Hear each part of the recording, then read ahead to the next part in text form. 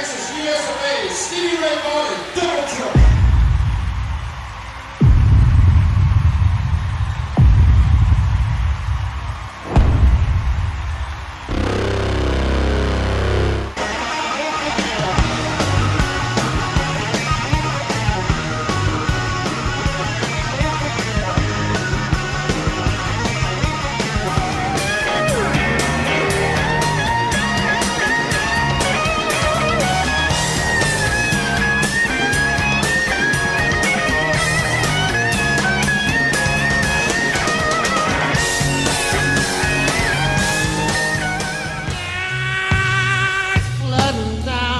Texas. Oh, the telephone lines are down.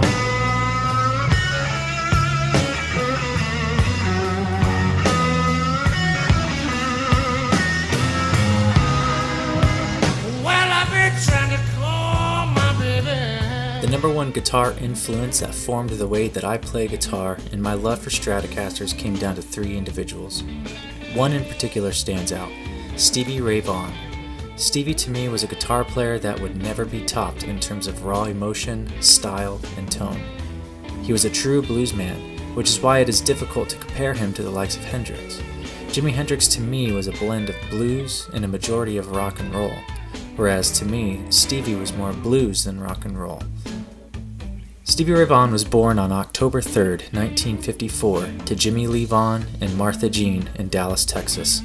Growing up, Vaughan experienced negative experiences that affected his childhood. He was a victim of abuse by his father who struggled with alcohol, but little did this troubled child know he would soon change the world with his music, securing himself as a legend in blues music.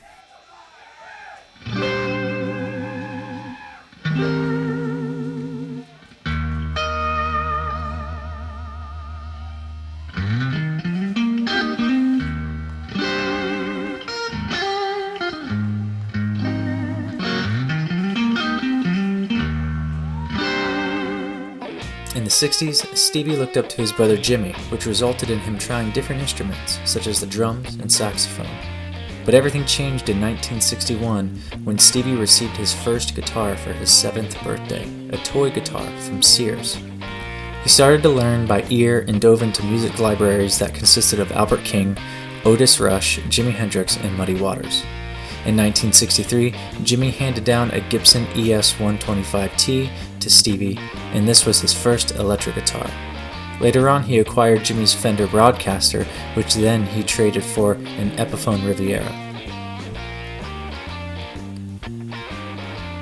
Stevie took a job at a hamburger stand where his job consisted of dumping trash as well as being a dishwasher. He was being paid 70 cents an hour. One day, Vaughan fell into a barrel of grease, thankfully cooled off. After that, he quit his job to devote his life to music. In 1969, Vaughan joined a band called the Southern Distributor, which he later departed due to being told he would never earn a living playing blues music. One fateful night, Vaughan was playing a Dallas club and Tommy Shannon was intrigued by Stevie Ray Vaughan. Tommy Shannon was quoted saying that even then, he was incredible.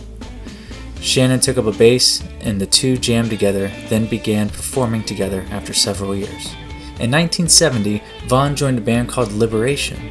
In the mid-70s, ZZ Top asked them to perform at the Adolphus Hotel in Dallas. When Liberation was on break, Stevie would jam with ZZ Top.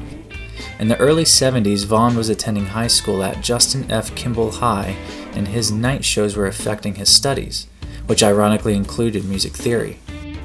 His administrators disapproved of his music career pursuit. He did attend an experimental art class but left eventually due to conflicts with his rehearsals. In 1977, Vaughan formed the band Triple Threat Revue, which included singer Lou Ann Barton and bassist W.C. Clark and drummer Freddie Walden.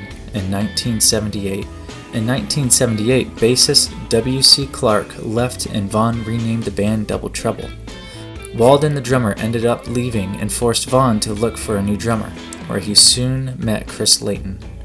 July of 1978, Vaughan became friends with Lenora Bailey, who he eventually married. Her nickname was Lenny. which is where we get one of the most iconic Stevie Ray Vaughan songs that every Strat player aims to play when they slap on some spring reverb. In 1980, Tommy Shannon, who was not a part of Double Trouble yet, attended one of their performances, and he says he immediately knew that he was supposed to be with them, and that he wanted in. 3 months later, Stevie Ray Vaughan offered Shannon the bass position, which he accepted, and thus Double Trouble with Tommy Shannon and Chris Layton was born. There was a time in which Stevie Ray Vaughan did have a cocaine problem, and was arrested one night in a dressing room by a police officer who said he witnessed Vaughan using by an open window. Muddy Waters stated that Stevie could perhaps be the greatest player that ever lived, but he won't live to 40 years old if he doesn't leave that white powder alone. In 1983, Greg Geller of Epic Records signed Double Trouble, and Epic financed the music video for Love Struck Baby, which was filmed in New York City. In 1983, Double Trouble's full-length LP album, Texas Flood, released, and peaked at number 38 and sold 500,000 copies. In 1984, the group began recording their album Couldn't Stand the Weather, which outdid Texas Flood and included their rendition of Jimi Hendrix's Voodoo Child, Slight Return, on it, which is beloved by millions even today as one of the best versions of that song.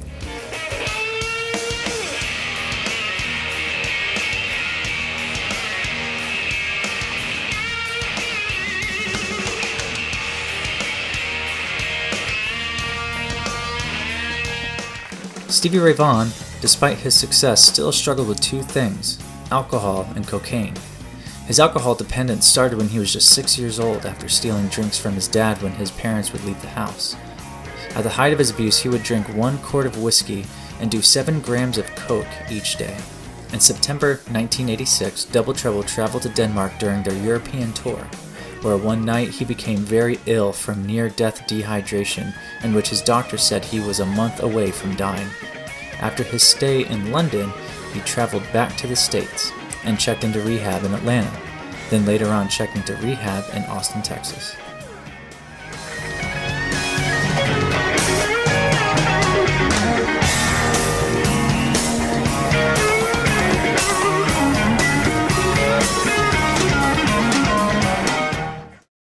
When Stevie Ray Vaughan sobered up, he eventually would divorce Lenny. He began recording his 4th album, In Step. According to Stevie, the album was titled In Step because he said, and I quote, "I'm finally in step with life, in step with myself, in step with my music," end quote. On July 13th, 1989, In Step was released. On July 13th, 1989, In Step was released and was certified gold 8 months later, and even won a Grammy for the record.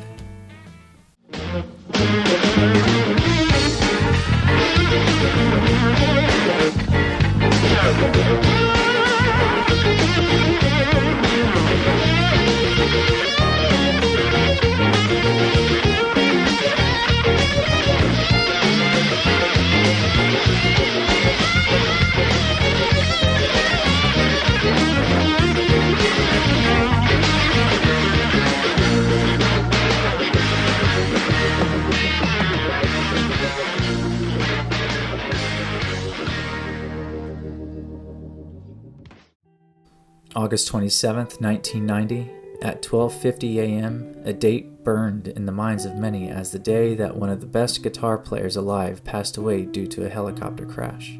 Stevie Ray Vaughan, as well as 4 others who were on board, pilot Jeff Brown, agent Bobby Brooks, bodyguard Nigel Brown, and tour manager Colin Smythe, died due to the crash.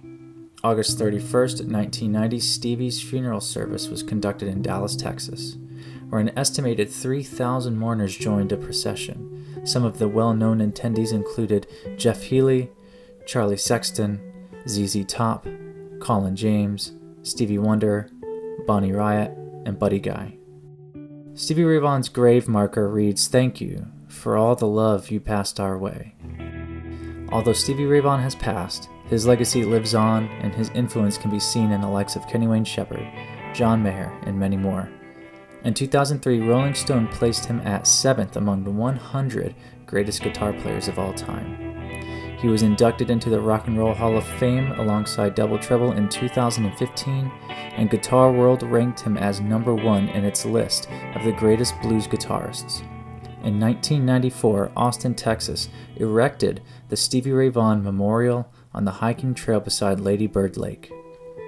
From a troubled boy who experienced abuse at home and escaped into music with a seemingly impossible dream, he became a worldwide icon and proved everybody who doubted him wrong. And although he tragically died young, his legacy and his music and millions of fans still keep him alive, and future generations will continue to do so. Even though his grave marker thanks the people for all the love that was passed his way, his fans who are still alive are thanking him for the music he passed our way. You're crazy. Who is Stevie? Yeah. Bring him on up. Let him sit in. He was a little offended, and he said, "Okay, bring him up." And I think he was going to do a number on him. Stevie plugged in and started playing Albert King licks and doing them really good. So Albert just sort of went, "Okay," and he just sort of took him under his wing.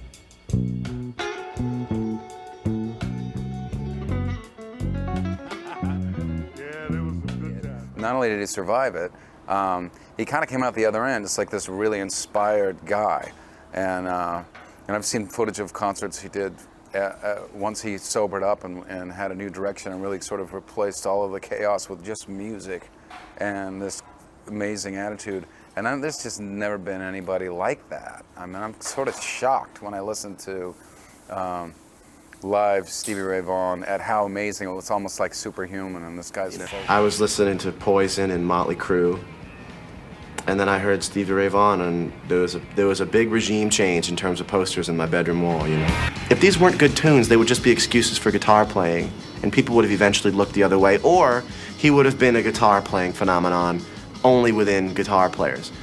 Very few guitar players make it to the housewife contingency, and Stevie Ray Vaughan did, and it's a testament to the triple threat of his voice, his guitar playing, and his tunes.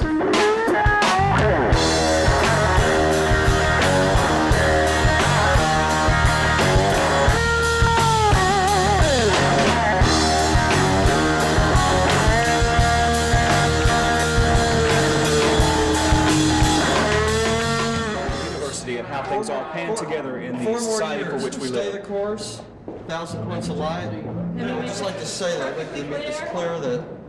One thing perfectly clear. Let's try to do this together. And try to help things out. You know, it used to be people would find that they had a record out by hearing it on the radio. You know, things are changing. That's good. Thanks, guys.